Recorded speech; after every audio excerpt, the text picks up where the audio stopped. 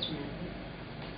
ప్రియ భగవద్బంధువులారా, శ్రీకృష్ణ పరమాత్మ 12వ అధ్యాయం భక్తి యోగంలో తనకి ఎలాంటి లక్షణాలు ఉండేటటువంటి వాడు భక్తుడుగా అనిపిస్తాడు, ఎలాంటి లక్షణాలు ఉన్నవాడిని తాను ఇష్టపడతాడు అనే విషయాన్ని చాలా చక్కగా స్పష్టంగా చెప్పేశాడు.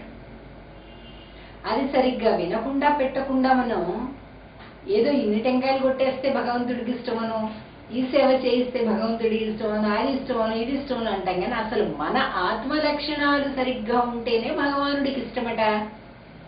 మరి భగవంతుడి అభిమానం కావాలి అని కోరుకునే వాళ్ళు, అనుగ్రహం కావాలి అని తప్పించేటటువంటి వాళ్ళు ఇదికోసమా ఈ లక్షణాలనే. ఎందుకంటే ఇది ఒక్కటే సత్యం, ఆయన నోటి గుండా చెప్పినటువంటి మాట కాబట్టి. అలా భక్తి యోగంలో మనం 18వ శ్లోకంలో భగవానుడు తనకి ఎలాంటి వాళ్ళ అంటే ఇష్టము అని చెప్తున్నాడో దాన్ని చూడబోతున్నాం. సమశత్రౌ చ మిత్రే చ తథా మానవ మానయోః శీతోష్ణ సుఖ దుఃఖేషు సమసంగ వివర్జితః. సమశత్రౌ చ మిత్రే చ తథా మానవ మానయోః. సమః శత్రౌ చ మిత్రే చ. శత్రువు పట్ల మిత్రువు పట్ల సమానంగా వ్యవహరించే వాడు ఎవడైతే ఉంటాడు, అవును, అది ఎలా సాధ్యం అండి? చాలా కష్టమైన పని.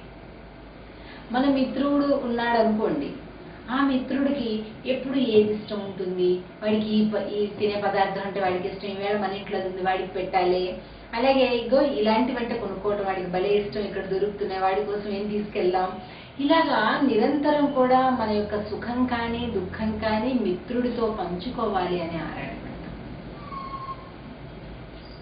కదా. మనకి ఏమన్నా చాలా సంతోషం కలగగానే ఫస్ట్ ఎవరికి తెలిస్తే బాగుండు అనుకుంటాం?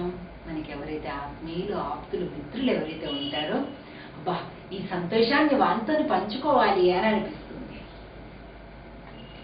అలాగే కష్టం వచ్చినప్పుడు లోకంలో ఎవరికైనా చెప్తే పలుసనైపోతాం. అదే మిత్రుడికి చెప్తే సలహా చెప్తాడు, సూచన చేస్తాడు, ఓదార్చుతాడు. కాబట్టి మిత్రుడు కష్టంలోనూ సుఖంలోనూ మిత్రుడితోటి ఒక రకంగా భావన చేస్తాం. వాడికి ఎలా మేలు చేయాలి అని ఆలోచిస్తూ ఉంటాం, వాడికి ఏ ప్రకారంగా మనం సహాయపడగలము అనేది కూడా ఆలోచిస్తూ ఉంటాం. అదే శత్రువు అనుకోండి, శత్రు విషయంలో ఎంతకీ వాడికి ఎలా కష్టాన్ని ఇద్దాం, నష్టాన్ని ఇద్దాం, బాధ పెడదామని ఆలోచిస్తుంటాం. మరి చూడండి ఎంత చిత్రంగా శ్రీకృష్ణ పరమాత్మ చెప్తున్నాడు, ఇద్దరిని ఒకేలాగా చూడు. అయ్యో బాబు మనకి ఎలా అవుతుందండి?